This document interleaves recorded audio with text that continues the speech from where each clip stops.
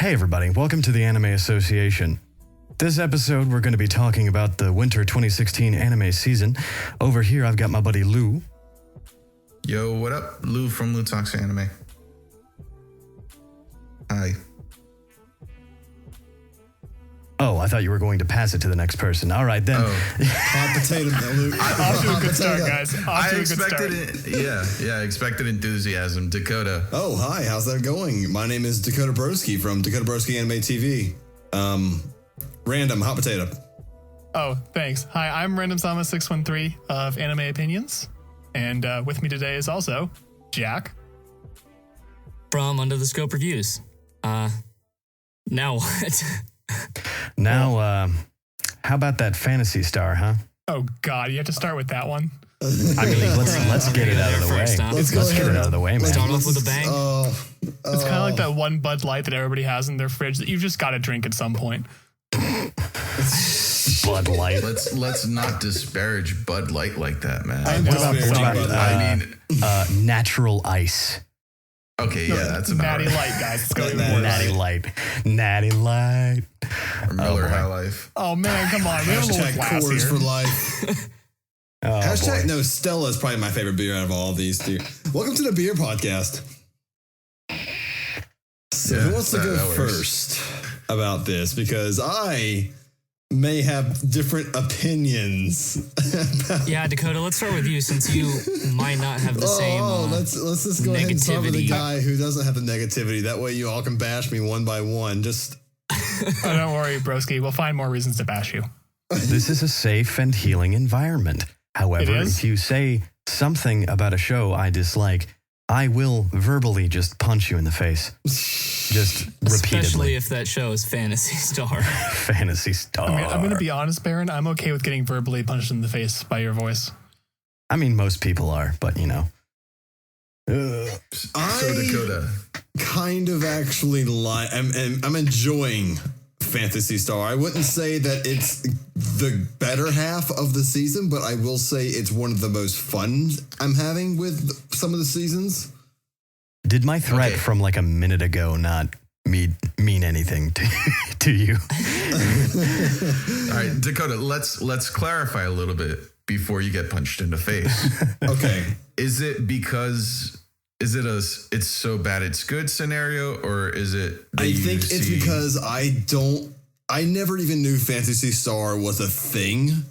I never had any idea there was a source material above it, but I can see now, like, problems with it is obviously the how it kind of just rides off of the game really hard. Like, you can tell I think you're totally understating that. It is like 90% sucking the game's dick, and then the other 10% is just a reach around. I would also like to say that it is the ultimate fuck you to the fans. The anime is available here in the West. However, the game, you still have to VPN in, and you will get banned if you speak English. Oh, that is terrible. I didn't know that. Oh yeah, it's bad. Is it coming out in the US at all, or? It was supposed to, and that was 3 years ago when it first launched. Oh, that's a pile of Oh wait, ass. no, it might be longer than 3 years ago at this point. I don't remember exactly. Might be almost 4. Well, so as someone going into it blind, having no idea what anything is really, I'm enjoying it just because of the comedy aspect, I guess. Well, not really comedy aspect. I mean, I'm not watching it for the action, definitely. Yes, it's comedic. I think of it, honestly, I would put it beside Code Lyoko before I would put it next to other anime. So this low setting I'm Code giving Lyoko is actually good. That's insulting, sir. The low setting I'm giving it is pretty much the reason why I can enjoy it, I guess. I wouldn't say it's necessarily good, but I'm enjoying it. My God. You know what? It does have one redeeming quality. What's that? And Is it the dancing robot? It's the ED. Yes. Yeah, the ending was literally the only enjoyable part for me. Yeah, I it's never episode saw over. the ED. Oh man, I just started watching episode 2 minutes in. I don't think Dude, I ever saw the Dancing ED Mecha, either. just skip to the last 2 minutes of the show and you'll be good. Oh boy, I'll have to. If you skip the first 2 minutes of the show, then I mean, fair enough.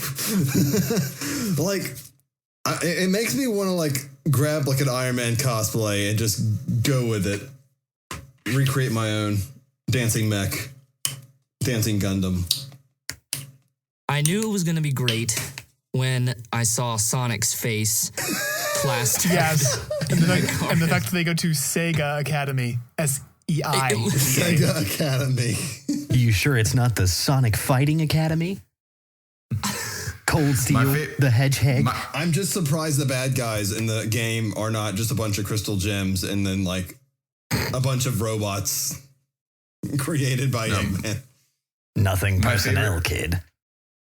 My favorite part of the show, apart from the EDA, was right at the beginning when we meet the main girl, where she's treating the main character like shit, and he says thank you. Oh, yeah, basically. I did catch that. That was actually pretty funny. I think I blocked out most of the first episode because I honestly can't say I remember it very well. I mean, it was basically one giant infomercial for the game. Yes, but the game's good is the problem. That's true, yeah. It was a really bad infomercial in the sense that it made the game look like shit, even though the game doesn't actually suck. This is true. This is true.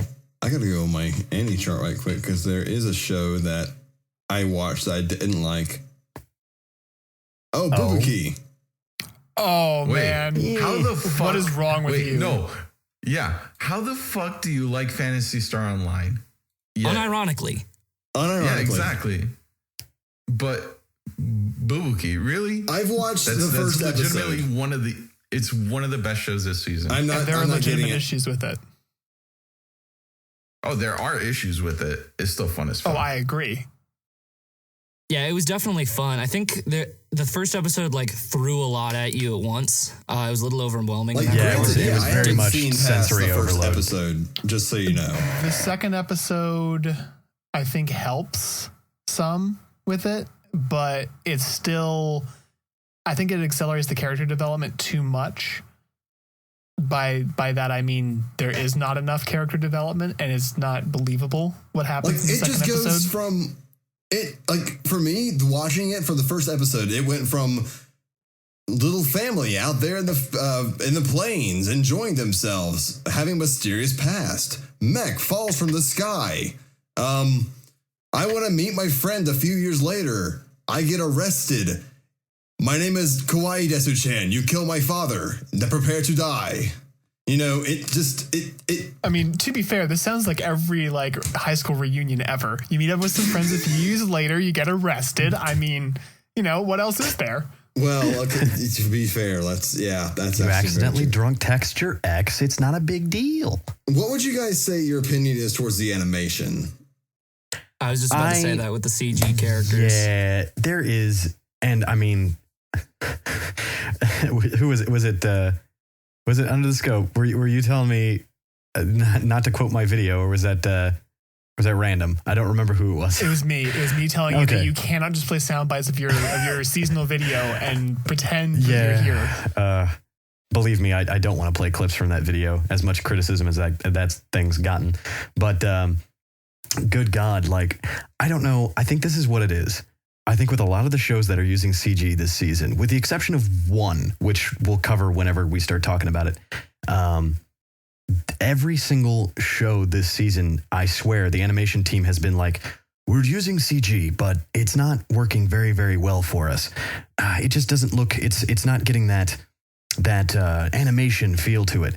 Let's cut the frame rate down to 20 frames a second and see if anybody notices. The problem is they went a little too low because they were animating it at 24. It would actually almost look correct. I know. And there's only one show this season that's actually somewhat doing that correctly. And it's Luck and Logic. Has anyone been watching that? That's what I wanted to watch. Yeah, that one. First off, it's like where all of the like creative expenses for the entire season has gone. There's a lot of really nice looking hand-drawn animation in it, but it took me like 15 minutes to realize, oh crap, all of this is actually CG. Like all the battle sequences and crap are actually CG. But impressive. it's so well shaded that I didn't notice, and I was like, oh, I guess that's good. I think that's good. Well, yeah, that's the big question when it comes for me with CG, and I've never really been able to answer this. But as a fan going into anime, do we want good CG that looks like CG, or do we want CG that doesn't even look like CG? I personally would say I would like CG to move in a direction where it replicates 2D animation and is just basically done to facilitate the animation process for the people that are working on it. Like, CG is a tool. I think that we're at a point right now where CG is considered a very particular aesthetic, and I think it needs to evolve beyond that. And I think it's moving in that direction. And even though Divine Gate is just nothing but edgy bullshit, it does pull that off. Yeah, I was going to say that's another good show that's doing that this season.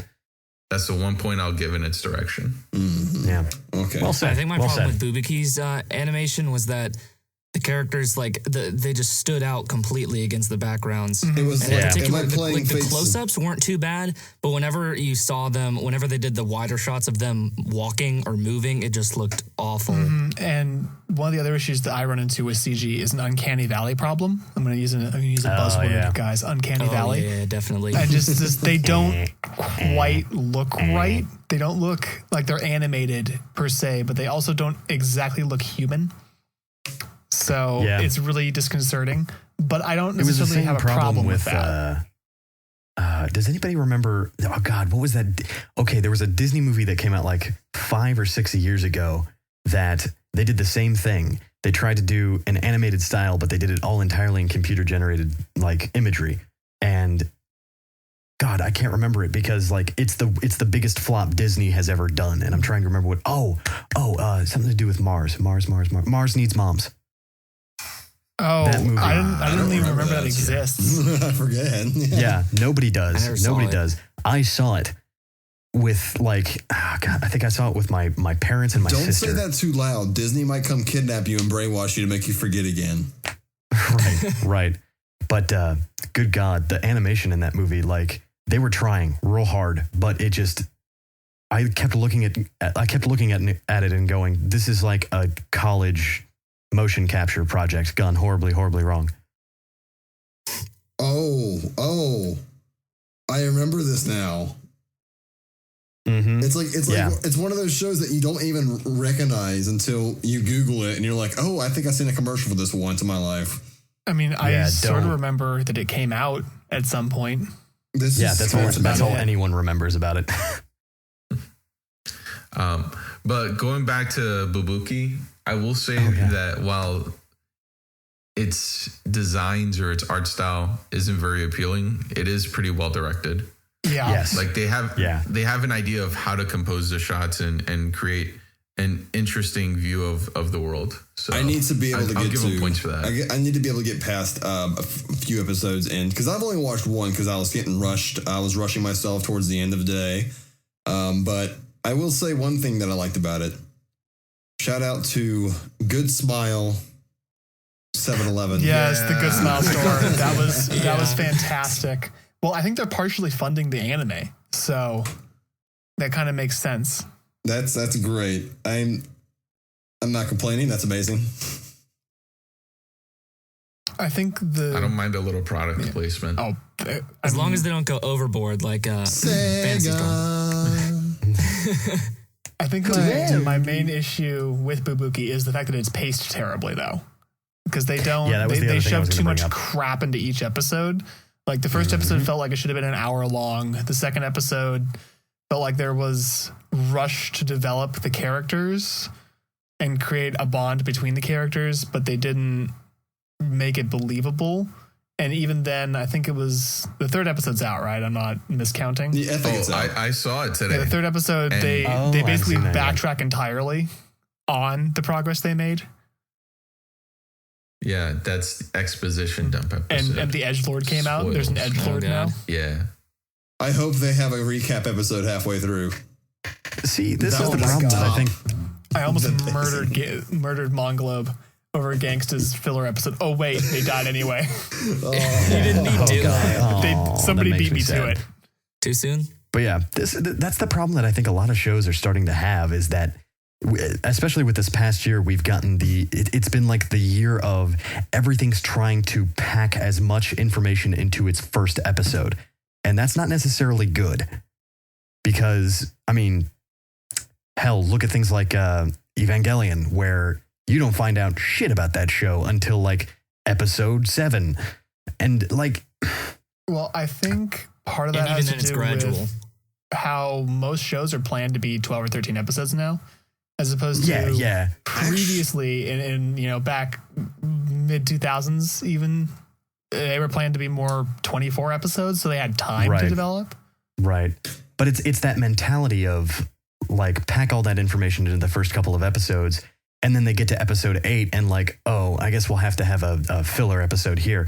Whereas they could just avoid that entirely and just completely pace out the show correctly. I don't know. That's just that's probably just the cynic in me coming out. Oh, no, I'm with you, Baron. Two shows that I think did a good job with explaining everything in their first episode was the Myraid, Phantom World. Oh yeah, I skipped that one. And what, dude, Boob Limbo. I've seen the gifs. Titty Limbo. I have not. I've not been convinced to watch it after Boob Limbo. So, anyways, and another one was Konosuba. Yeah, I think those two did a good job of info dumping just enough in the first episode. Yeah, well, Konosuba did it like in a very funny way, even like with that one panning shot of the handbook where they tell you about like, your brain might explode if you do this. And he's just like, wait, what the fuck? And she just stops him like, no, don't worry about that. But I like how there's a manual for parallel traveling. Oh yeah, there has to be. Shout out to heaven. Of course. Yeah. Shout out to heaven. No, but that's definitely probably the funniest show going this season. Oh yeah, I definitely had a lot of fun with it. Oh yeah, I mean, just right off the bat with the way that the guy died. Oh yeah, I did not see that coming. Yeah, I didn't. I was like, at first, I look at it, I'm like, are they pulling a Yu Yu Hakusho? And I'm like, no, they're doing it in an entirely 100% awesome way. Oh yeah, yeah, and that's how I want to go. I was very surprised when like everyone was doing their impressions videos and everyone was talking about the new season, and like no one was talking about that show, and I was like, did anybody else watch this? Because I thought it was pretty great. I hope I'm not wrong. And then people started picking up on it, and I was like, oh, okay, good. I'm not a crazy person. I think I know why I didn't pick it. Now that I'm looking at any chart. Yeah, I mean, the poster and the description pretty much like... The reason why he pretty didn't... generic. The reason why he didn't pick it is because it's a Studio Deen show. Yes, as far as I'm concerned, have only done one good anime. And gave us Fate Stay Night, but that's a separate problem. Yeah. But Studio Deen's actually doing 2 shows this season, and the other show they're doing is probably my second favorite, and that's Rakugo. Oh, that's Deen? That's Deen. Yeah, they're actually doing more than 2. I did not pick up on that. They're actually doing 2 shows, and they're both actually pretty good. They're doing more than 2. They're doing. I had no idea that was Deen. That's awesome. Hang on, let me finish. Yeah. They're doing like 4. Studio Deen did Sakura Trick. I hope that's the one anime you're talking about. That is the one I'm referring to. Look, okay, I'm not gonna mince words here. That was maybe the best anime of that year. It's true. Man, I don't even remember what else came out that year. Mainly because I was too focused on the Yuri. Sakura Trick. The Yuri had me like anime. Pow, pow, pow. Yuri is the way. But Pupa came out that year, guys. And it was my Studio Deen. I know, that's the problem. They're too too pupa. They're too pupa. Yeah, we'll go with that. Oh no, I forgot the word. I forgot how to English. That's what happens when we record late at night. But hey, Deen also did Higurashi way back when. Yeah. Yeah. Well, I'm okay with that. I credit the success of that more to its source material than to That's Deen. fair. Yeah. That's also Have you looked at the animation recently? The animation is the one drawback. Look at that motion tween. Look at that. It's wonderful. it's kind of painful to look at. And also, I don't think either of the dubs But are particularly that's kind good. of a good thing for Higurashi. Oh, no. This is true. It thematically works, which is why it's forgivable. Yeah. Yep. I still haven't forgiven them for CG dragons. I can't. Nope. But they will die never when live they that are down. killed. But Rave Master, guys. Just because you're... Rave master. Oh, You God. can rave about it. You can scream. Speaking of going back to Studio Deen's 1988, what about other shows that go back to 1988? Wow. Good, That was a good good segue. Thank You you. mean Thank the you. best show of the fucking season? Yeah. As soon as I Oh, I'm saw a Samurai dumbass. I X. totally did not get that. Wow, get that at Baron. all. Wow. I was like, what the fuck is he talking? He's talking about Bokumachi, or Oh, as man. us in the English territories know it as erased, because how Erased. do you translate words? Boku Daka Guy, Inai Machi, A1 Pictures. yeah. bitches. Otherwise known as a town where only I don't exist. Yeah, the show basically came out of nowhere. Mhm. I did not Yeah. expect it to be as good as it Also, is. speaking of how to do And- exposition, right? Oh, absolutely. Yeah. Absolutely. Oh my god. There are a few anime that prime can keep me on example. the edge of my seat, like say a movie would, or or something that's like a movie that's its job is to keep you on the edge of your seat. But the first episode had me on the edge of my seat after the mom came in and the second reveal happened, or whatever they called it. Is it reveal or Yeah. revival? It's an R word. I think it's Reveal would make Yeah. more sense. Yeah. Well, at the end of episode 3, I knew probably what my anime of the season was going to be. Yeah, Hands yeah. down. That Yeah. cliffhanger, man. Oh, And in terms of it being a mystery, it definitely holds up better than the two that aired last season. yeah. Perfect Insider and Sakurako. Yeah. Oh, Yep. God. Perfect Insider was such pretentious horse wank. I can't even handle it. But that OP, bruh. Okay, the OP was great, and the animation Yeah. looked nice. And my Shut God, up. I can't What? even handle it. It was so Oh, God. it was so full of itself. Speaking Yeah, it of was very true. OPs, I'm giving Erased like a medal for digging up a 2004 Asian Kung Fu Generation song and slapping it on the cover. Hey, Oh, there's yeah, nothing that wrong is. with that. Oh, yeah.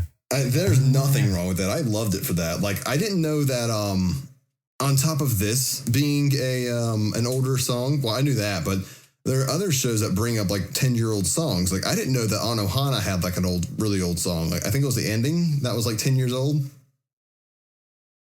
I did not know that. It's either the opening or the It- ending. it's a great ending. Yeah. I don't know how old it is. And they dig it like, but this was like so obvious. I was like, at first I thought it was the ending because it did one of those things, the first episode where they played it at the end of the show.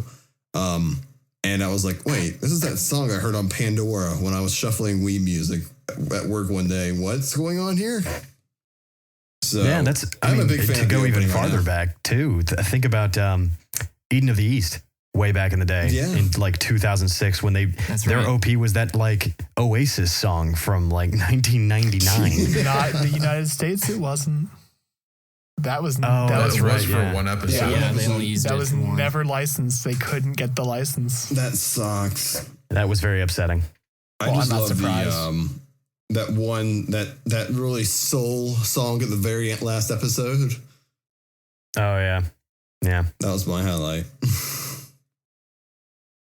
How about the director of SAO getting his chance here to flex his muscles Oh, that's with Erased? That's right. That is the same director.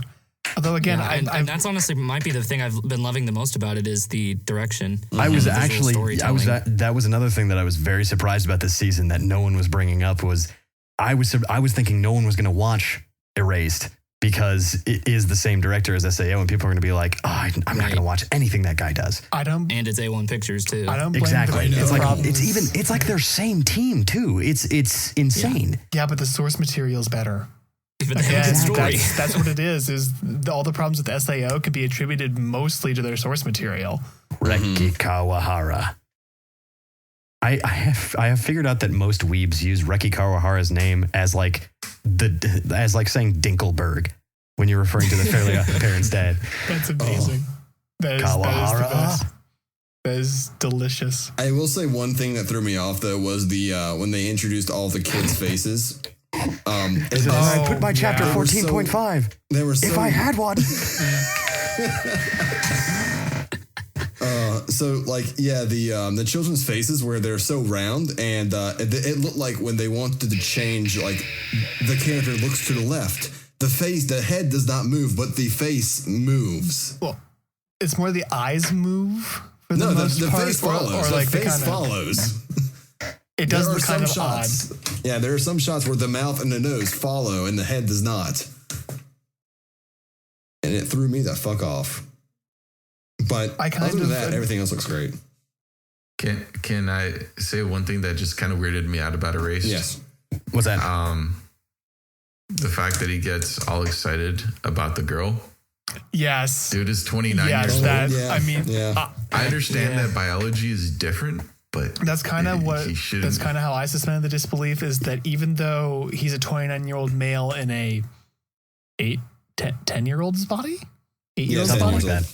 Anyway, in a 10-year-old's body, I kind of think that the biology would override the fact that he's 29 years old. Here's the other thing that I thought was kind of interesting when they sort of brought that up.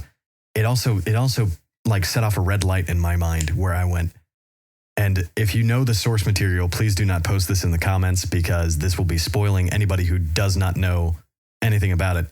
I kind of thought for a second and went, wait a second. If he's like slowly becoming more and more susceptible to the charms of like being a 10-year-old again, maybe he's going to forget that he's a 29-year-old.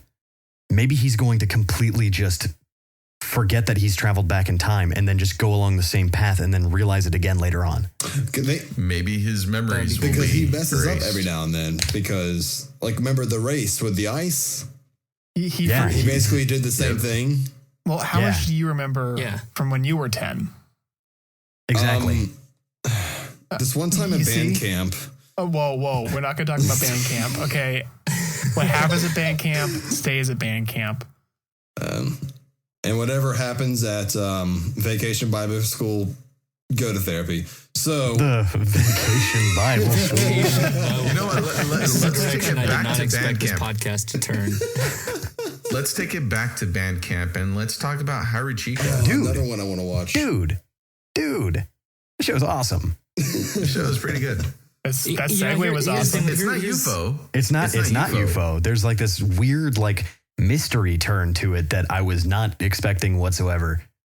And here's my opinion on Haruchika is that it's pretty good, but it in terms of like the music and the relationships, it's not as good as UFO, and also in terms of the mystery, it's not as good as like Hyoka. So it's sort of like both shows, but it's not equal or better than either of them. The music performance definitely like takes a backseat in this show. It's more of a secondary attribute rather than being a main drive as it was in Euphonium or something. Even like Let's Go Your Lie in April. There you go. Is this a contest to see how many anime you can mention that I haven't watched? Because you're at 4 so far in a row. Fist of the North Star. Would you like to name one random? Would you like to name one random? Oh, well, all 4 of them. Or are you talking about ones I have watched? Yes. Well, no, it was more just like in that particular conversation with the PA Works shows. Let's talk about another show that was kind of glossed over. And I'm going to also have to remember what the name of it was. But it was the one that was like, okay, it's something about young girls that achieve their dreams or something like that. It's the one that's about the visual novel. Oh, yes. I know which one you're talking about. Now, everything about that show, I could possibly just say that it was like, okay, yeah, it was all right. But the thing that hooked me was the ED. Did anybody else like kind of catch what they were trying to do with the ED? I'm still confused as to which show you're talking about. Yeah. Oh, okay. Yeah, same. Okay. I'm still trying to I'm figure it out. literally just going to go. Yeah. I'm on any chart. winter, and I'm just gonna F3 and hit visual novel and just see what happens because I'm so lost right now. Yeah. What'd you say it was? Is it Shoujo Tachi? Yeah, Shoujo Tachi wa. Ah, there it is. That one. Yeah. It's about the guy that's like they're making their own visual novel. And the first episode, like he tries to go on a date with a girl and she just like straight up asks him, "Hey, do you want to make Yuri visual novels with me?" And there were a lot of things I liked about the show, like stuff that I've already said. But the ED was what really caught me off guard because the entire ED is like the music is there, but it's all on a blank slate. It's all on a blank canvas, like a whiteboard. So I know what they're going to do is I haven't seen the second episode yet, but they're going to update it as the show keeps going on. Oh, they're going to do the same thing they did with like everything, The Perfect Insider. Gakko Garage. Perfect Insider or like Gakko. Or Gakko, yeah. Yeah, exactly. Except not as dark as that. But yeah, no, it caught me off guard a little bit, and I was like, oh man, I like this. Yeah. Plus the girl, the best girl in that show is a tomboy, and I'm kind of all right with that. What's another one that that other one that A1 Pictures is doing this? Oh, and that narrows it down really well. Yeah, I was gonna say, wait a second. Which is the 12? Okay, you're not talking about Gate. Are you talking Grimgar? They're doing Grimgar, yes. Which looks really pretty.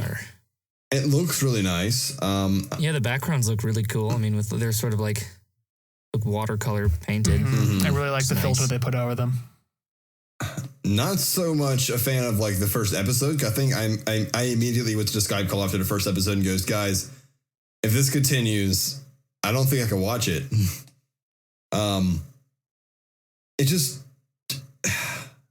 It's weird because they had the first episode and they're like, okay, well, we're going to explain a little bit here.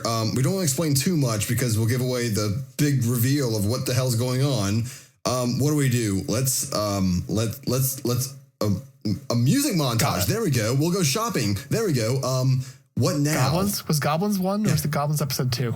Goblin. There's like one Goblin. Yeah, that episode 2. I'm sure the scene you're talking about. That scene was too good. The thing with Grimgar is that I feel like they had an interesting angle on the, get stuck in a game type show, in that, like, going for the whole, like, trying to build up sympathy for the goblins, saying, like, they're also living in this world, but that they didn't execute it nearly as well as they could have. Mm-hmm. And especially in episode 2, like, after the scene with the goblin, then there was just, like, nothing but a scene of, like, 10 minutes long, them just doing nothing with an insert song playing. Yeah, that was the part where I was like, is this the ending? Are we ending the show this way? No. Okay. All right. I mean, one thing that I did like about Grimgar though is the fact that the characters aren't really aware that they're in a game. So that's true. Like the viewers are. I think it's pretty evident based on the vocabulary that they're using that the viewers are supposed to be made aware that they're stuck in a video game, and it's just not. They are so or. It's just that they're not aware of it. So the one thing, the mystery of how they're going to become aware of it and how they're going to adapt to it and how they're going to resolve being stuck in the game. My biggest problem with the show probably is just that I'm a big fan of when it comes to shows, how they incorporate character interaction.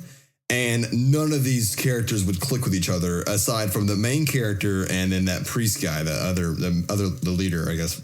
The guy with... Oh, and the two chicks, they click with each other. Yeah, baby. This is the kind of clicking that we condone here. We condone this clicking. But no, it was like the guy, the funny guy who was just trying to start shit and it just wasn't clicking, and it was just, I don't know. I think that's probably my only attribute of going back to the one show that I like that everybody else hates. Phantom Star. Everybody. Phantom Star. Everybody. Yeah, everybody hates. It's just that I think they even did character interaction pretty well in that show. Maybe not character development, but character interaction is definitely there. With this, I'm just not seeing. I don't give a shit about anybody or who they like or who they don't like. So. Okay, that's fair enough. Okay. Let's have our Durarara segment. Yeah, real quick. Let's do this. Let's talk about this real quick. Okay, so we are the only people that are actively watching Durarara.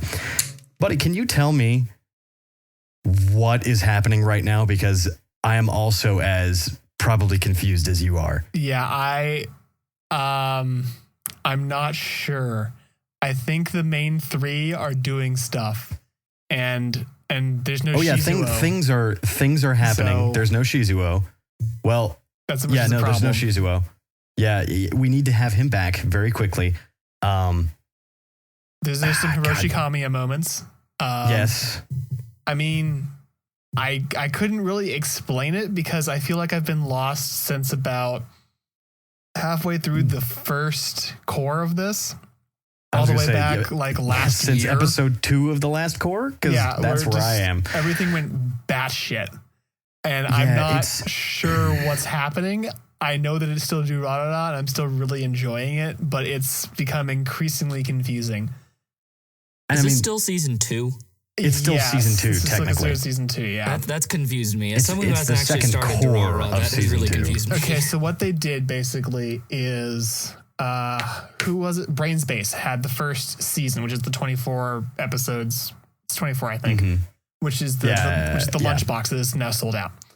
And then Brain Space doesn't do sequels, much to everyone's chagrin. So the people who wanted to do the sequel split off, and here we have Studio Shuka, who they have all the same voice actors. I believe it's basically the entire same staff. And they just said, hey, there's like a ton more light novel to adapt, so let's get working.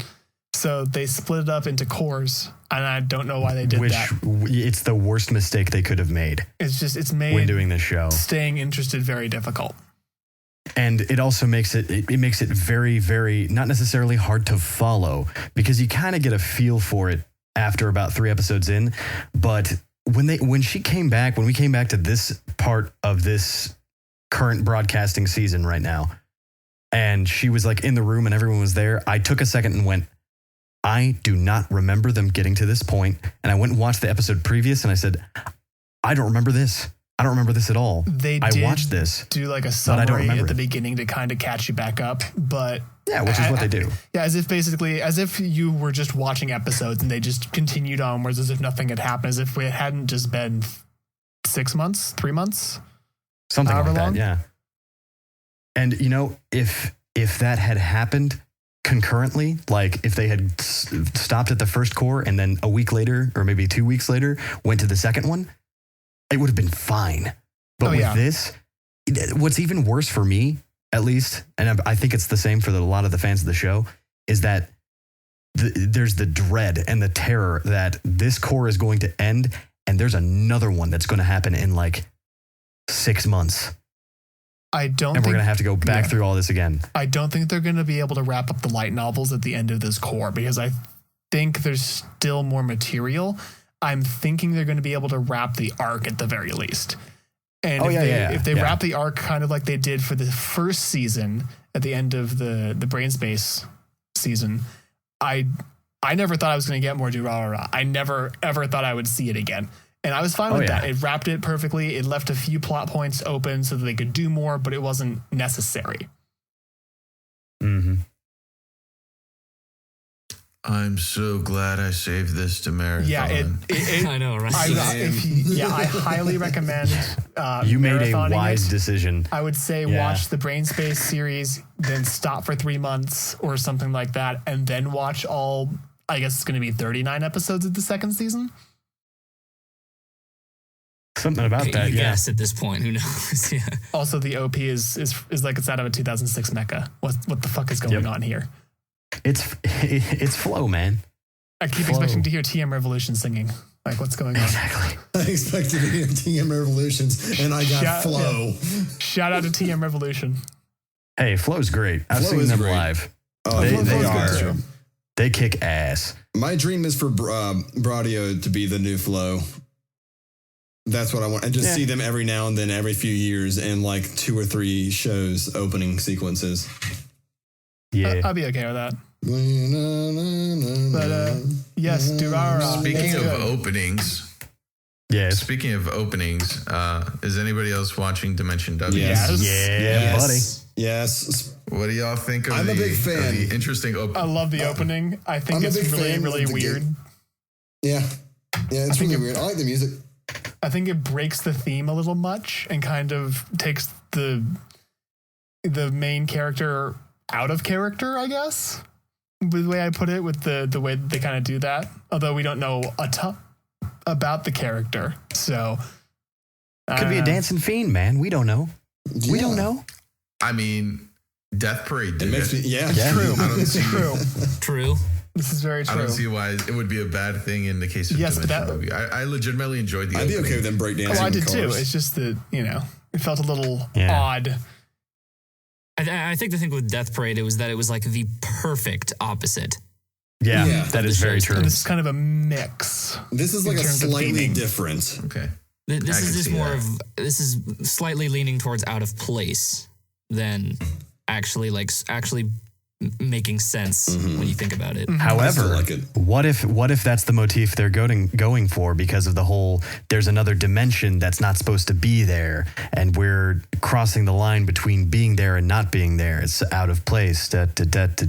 Anyway, let's talk about Ajin and how much that was was terrible. Okay. First off, I'd like to mention that when I watched Ajin, I had Google Translate subs.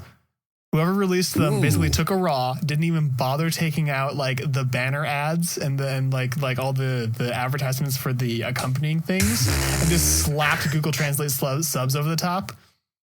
So I'm watching this with my girlfriend, and she speaks a decent amount of Japanese, and she's like, "That's not what they said. That's still not what they said. That's not what they said at all."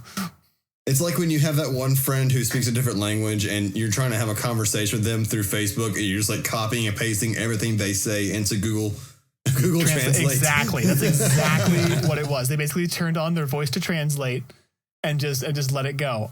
So that made it very difficult to watch. You probably had a better time with it then than actually watching it, with the right translation. Yeah. Yeah. I mean, I like the concept a lot, and I feel like it's going to be really good.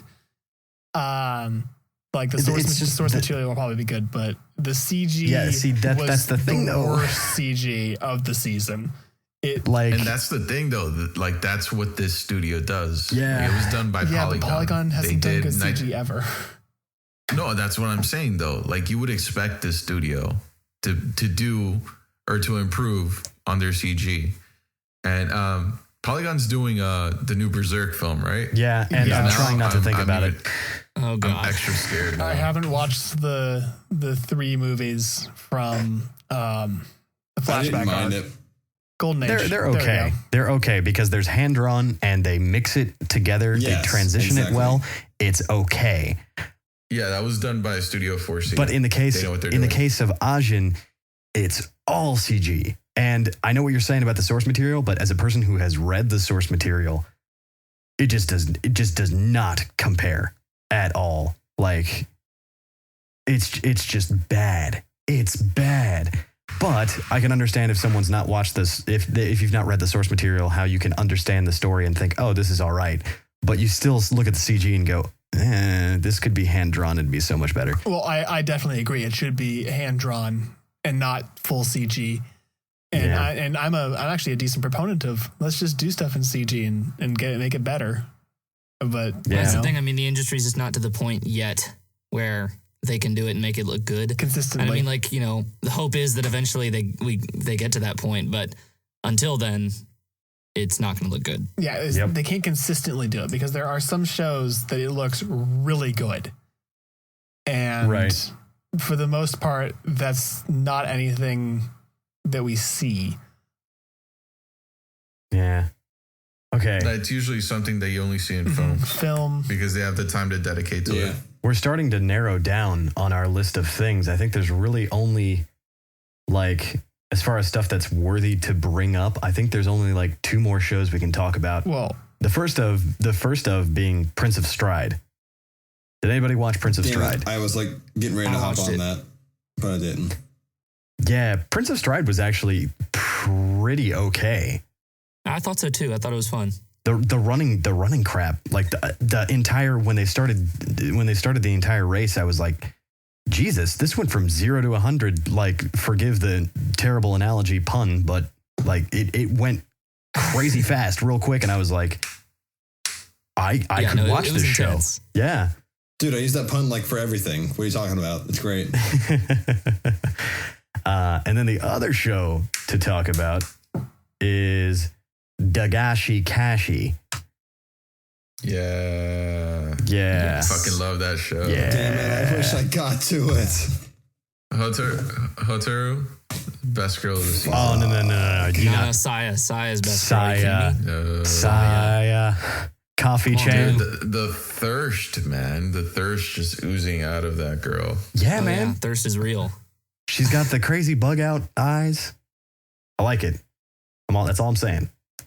I like how they do the transitions where it just cuts to either of the girls in provocative poses. I mean, yeah, that's the best. Genius. It is also kind of oddly interesting whenever, the main thing the main complaint about the show that I keep getting from the general consensus of my friends is that the show is kind of boring at certain parts. But the parts that they're talking about being boring are all the things talking about the Japanese snacks and stuff. And I'm sitting here going, wow, this is really interesting. I've never actually had a chance to like sit down and learn about Japanese snack food culture. And this is presenting it in a way that actually enthuses me.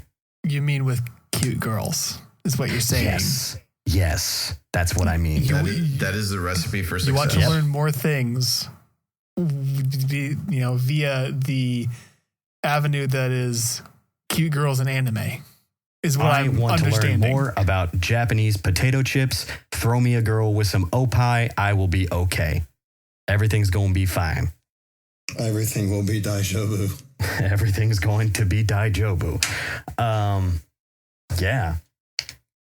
I do have a couple more shows I want to bring up. Well, okay, sorry. I guess it's just one because we're gonna skip most sequels. I'll just briefly say that Shirayuki season 2. It's more of season 1. I'm okay with it. Awesome. And Zen and Shirayuki are still the best power couple. Maybe you can help ever. me out with this. My one problem with the show, and I'm hoping it fixes it. It's that Shirayuki's becoming like a little bit more of a Mary Sue character where she can't do anything wrong. And even if she does something wrong, she's not really wrong. She's okay. She's perfect. It's does that ever change? Because I'm only on episode 6 or 7, I think. I don't think it changes per se. I think that it's just part of who she is. And I wouldn't say that she's perfect by any means. It's just that I think it's just kind of part of the show, and I'm fine with it because I'm not watching it for, groundbreaking things. Although I have to say, as a shoujo, it's pretty different ish. Mm-hmm. So I wouldn't say it's particularly changing. Yeah, it's great in the shoujo aspects. But I don't think that it really changes that she changes as a character per se that I've noticed. Although I think she has character growth. Mm-hmm. I'm browsing through the winter chart right now, and I'm thinking I think we pretty much touched based. One more thing I want to say about Princess Stride. Princess Stride. One more thing I wanted to say about that was just that I'm really digging the colors. Yeah. And part of that is because the same person who's directing it is also the director of No Game No Life and a bunch of other shows like that. Okay. Yeah, no shit. Yeah, okay, that makes sense. It has that same sort of like crazy visual flair to it. There's a lot of pinks and purples and what's the word? I don't know, but it's not as in your face as No Game No Life. If that makes sense. That was a little bit over the top. I haven't seen it yet, but now I'm curious. Oh, you haven't seen No Game No Life? Well, I've seen No Game No Life, but I haven't seen Prince of Stride. But that little detail, it has me curious. You know how much because I like the aesthetic of For Princess Stride. He just put 2 and 2 together for me. It totally makes sense. I'd say give it a go. I love colors and I love strides. For Princess Stride, did they change the outline color of the characters?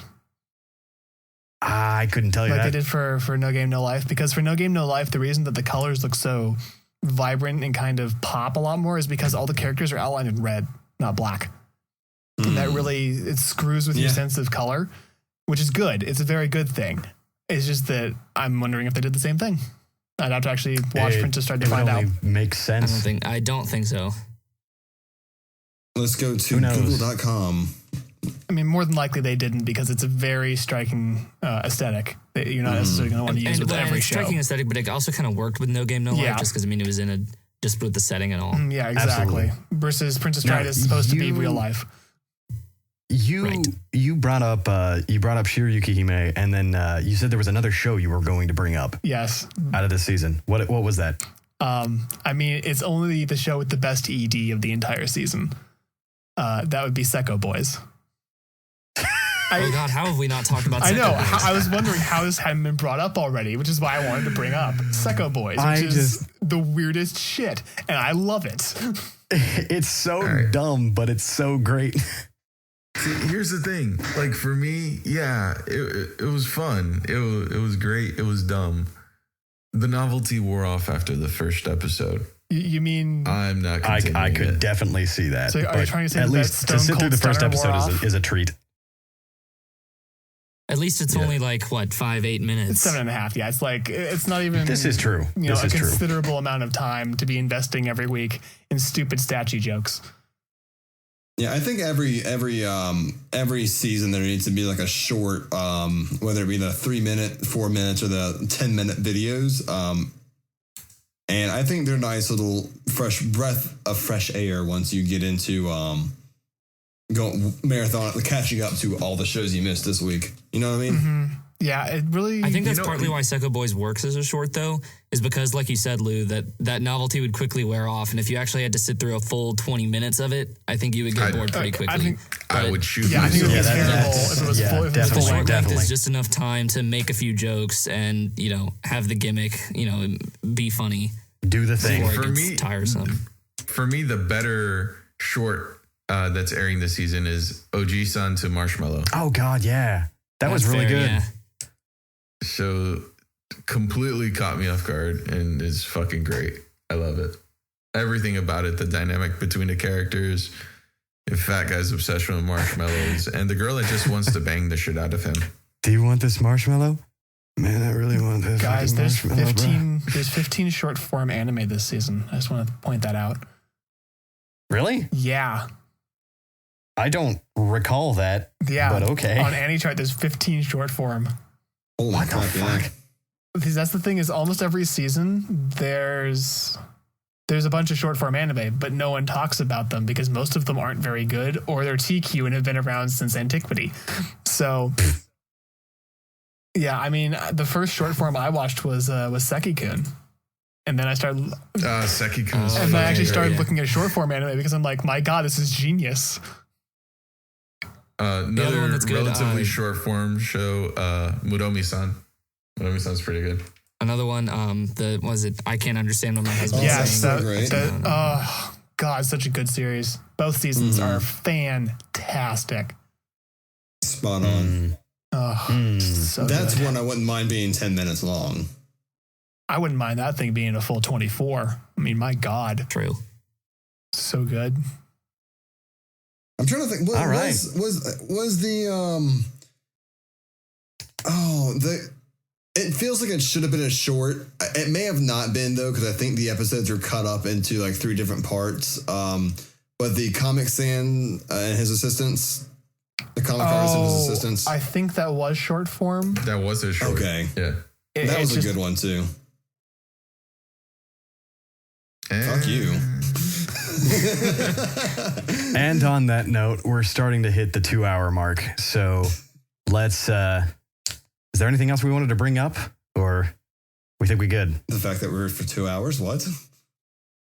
Yeah, I've got 2 hours on my mark. Oh, it might be 1. Yeah, well, still, yeah. We're it's coming 1 up on hour. 1 hour. I'm like, wait a second. We didn't just ramble for an extra hour, did we? There's no way. We milked everything out of the winter chart if it was 2 hours. I mean, right on. I mean, my overall thoughts on the season are it's pretty weak. It's a pretty weak season overall. It's got some good highlights, but it's pretty weak. I think for me, there were 2 standouts, Erased and Rakugo. And for anyone here or anyone watching who has not seen Rakugo, do yourself a favor and go watch it. Yep, it's great. It's great. Yeah, those were my 2 standouts, and then there were a handful of pretty good, okay, and then just a lot of really forgettable stuff. I just want to say that spring is looking hype as shit. By the way, I already have like almost. We'll get to that another time. Yeah, that's for another podcast. Well, just gonna throw that out there. This is a podcast. Podcasts are an hour of filler. That's what they are. Yeah, filler in your life. We are the filler of your life. Yes, we are. We are the soundtrack of your life. I'm so sorry. I'm so sorry that we're your soundtrack. On that note, this has been the Anime Association. My name is BaronJ. My name is Lou from Lou Talks Anime. My name is Dakota Broski from Dakota Broski Anime TV. I'm Random Simon 613 from Anime Opinions. And Jack from Under the Scope Reviews. Thanks, everybody. Have fun. Bye-bye. Holy crap, did we actually do that like in order perfectly? Like from the beginning? Yeah, you did. I'm I'm so proud of us. I'm so proud of you all.